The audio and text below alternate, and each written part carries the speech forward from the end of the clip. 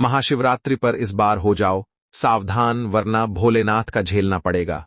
प्रकोप भक्तों, 15 फरवरी 2026 महाशिवरात्रि व्रत के दिन पूजा पाठ व्रत उपवास करना चाहे मत करना, पर स्त्री पुरुष बच्चे कुमारी महिला भूल कर भी ये 11 काम मत करना, वरना आपको भगवान भोलेनाथ जी के अत्यंत क्रोध का सामना करना पड़ सकता है।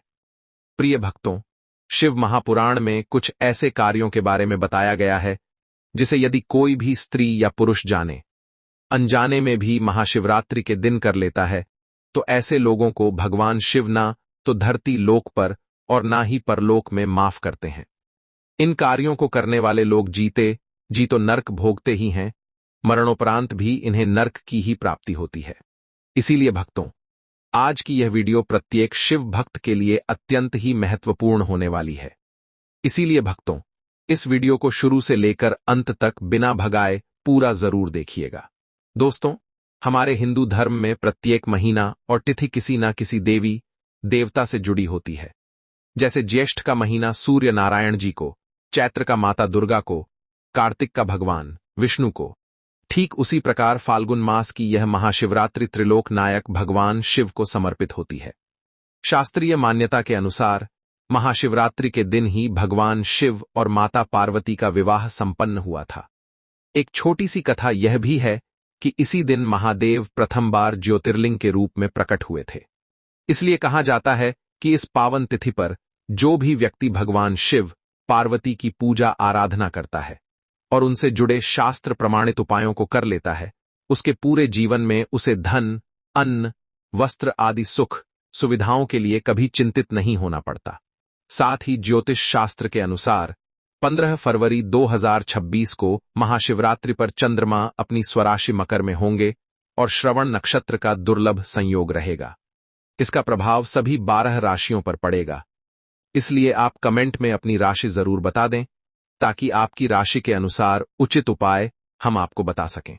साथ ही इस दिन महादेव की कृपा पाने के लिए कमेंट सेक्शन में ओम नमः शिवाय जरूर लिख दें।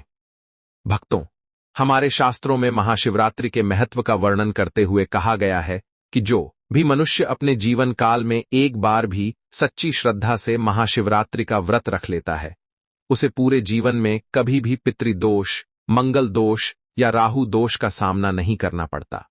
वहीं दोस्तों, शास्त्रों में कहा गया है कि महाशिवरात्रि जैसा सौभाग्यदायक दिन और कोई नहीं है। इन दिनों व्यक्ति के द्वारा किए गए पुण्य कर्मों का फल 100 गुना होकर मिलता है। लेकिन यदि इस दिन आपसे जाने अनजाने 7 ऐसी गलतियां हो जाती हैं, तो उसका 1000 गुना दुष्परिणाम भी भोगना पड़ेगा। यदि आप महाशिवरात्रि का व्रत रख रहे हैं या नहीं भी रख रहे हैं, फिर भी आपको इन गलतियों को सपने में भी नहीं करना चाहिए। खासकर विवाहित स्त्रियां इस वीडियो को ध्यान से सुनना। इस बार कई वर्षों बाद ऐसा दुर्लभ संयोग बना है कि महाशिवरात्रि पर साध्य योग, शिव योग और सर्वार्थ सिद्ध योग का एक साथ निर्माण हो रहा है, जिसकी वजह से आपको अपने जीवन में 100 धन और सुख की प्राप्ति होगी। इसलिए वीडियो को अंत तक जरूर देखिएगा और कम से कम लोगों को शेयर कीजिएगा। भविष्य पुराण में लिखा है कि कलयुग में जो दल लोगों की मदद करेगा वह कभी धनहीन नहीं रहेगा। वीडियो में आगे बढ़ते हैं, लेकिन उससे पहले वीडियो को लाइक करके चैनल को सब्सक्राइब जरूर कर लें। दोस्तों, महाशिवरात्रि हिंदू धर्म का एक अत्यंत पवित्र और गंभीर आध्यात्मिक पर्व है, जिसका मूल उद्देश्य उत्सव या भोग नहीं, बल्कि आत्मसंयम, तप, व्रत और साधना है। शास्त्रों में इस रात्रि को महाव्रत कहा गया है, क्योंकि इस दिन साधक से अपेक्षा की जाती है कि वह अपने मन, वाणी और शरीर को पूर्ण रूप से शुद्ध रखे और भगवान शिव के ध्यान में स्थित हो।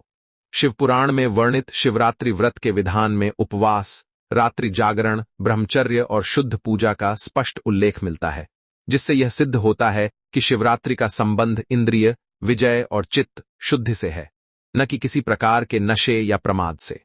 भगवान शिव को योगेश्वर कहा गया है। वे कैलाश पर ध्यानमग्न, इंद्रियों को जीतने वाले और वैराग्य के परम आदर्श हैं। अतः उनका वास्तविक स्वरूप चेतना की सर्वोच्च अवस्था का प्रतीक है, न कि तामसिक प्रवृत्तियों का।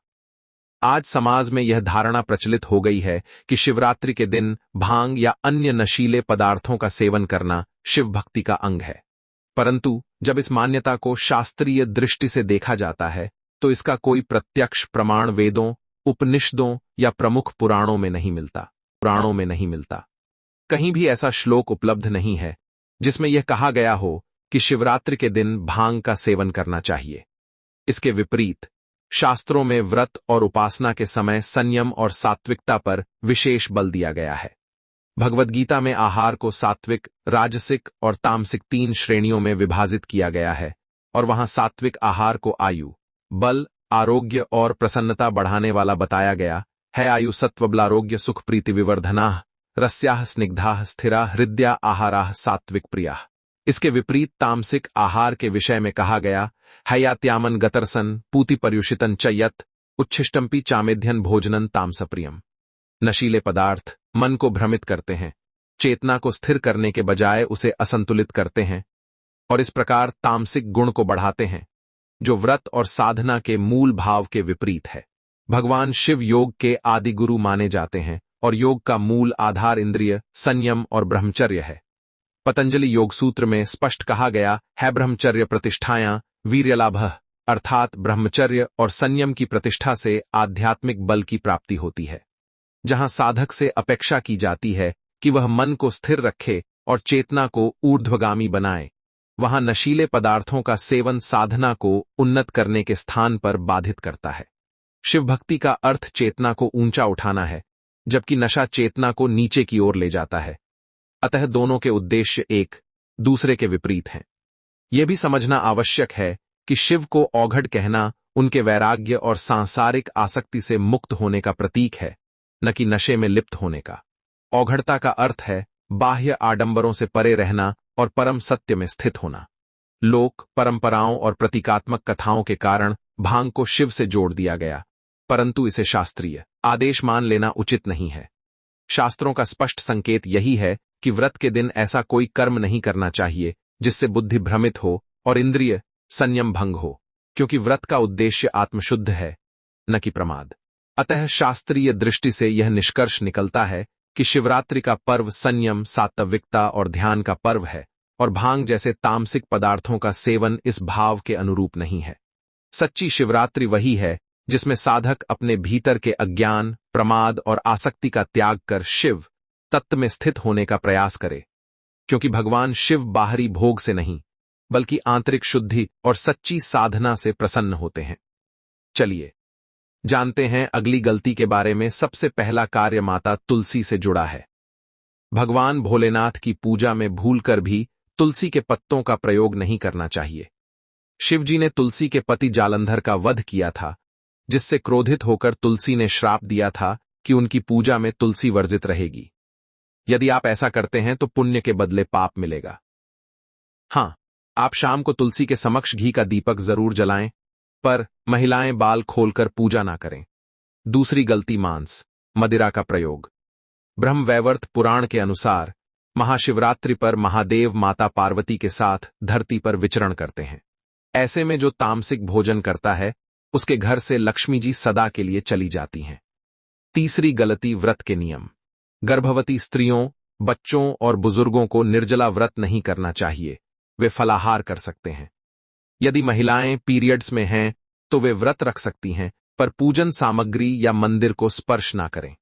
महाशिवरात्रि पर काले वस्त्र ना पहने, लाल, पीले या हरे कपड़े पहने। घर को साफ रखें, मुख्य द्वार पर गंगाजल छिड़कें और शाम को सरसों के तेल का दीपक जलाएं। भक्तों, कई लोग पूछते हैं कि घर में अशांति क्यों है? इसका कारण पूजा में हो रही गलती है। घर में अंगूठे के आकार से बड़ी प्रतिमा ना रखें। यदि मूर्ति खंडित हो जाए तो उसे सम्मानपूर्वक विसर्जित कर दें, पर केवल शिवलिंग ही ऐसा है जिसकी खंडित अवस्था में भी पूजा होती है। अगली गलती शंख से जुड़ी है। शिवजी ने शंखचूड़ राक्षस का वध किया था, इसलिए शिव पूजा में शंख का प्रयोग वर्जित है। सुहागिन महिलाएं अपनी सुहाग सामग्री साझा ना करें। जो सिंदूर या बिंदी आप लगाती हैं वह किसी को ना दें। नई सामग्री खरीदकर आप दान कर सकती हैं। महाशिवरात्रि पर लोहा दान ना करें और पति पत्नी ब्रह्मचर्य का पालन करें। इस दिन नाखून और बाल काटना वर्जित है, क्योंकि इससे चंद्रमा कमजोर होता है और व्यक्ति कंगाल हो सकता है। किसी का अपमान ना करें, खासकर स्त्रियों का। महाशिवरात्रि पर बैंगन, साग, मसूर की दाल, प्याज और लहसुन का सेवन भूलकर भी ना करें, क्योंकि इनमें तमोगुण होता है। नशीली चीजों से दूर रहें। 15 फरवरी को मौज मस्ती के लिए यात्रा ना करें, बल्कि भक्ति करें। स्कंद पुराण के अनुसार इस दिन मछलियों को आटे की गोली खिलाएं।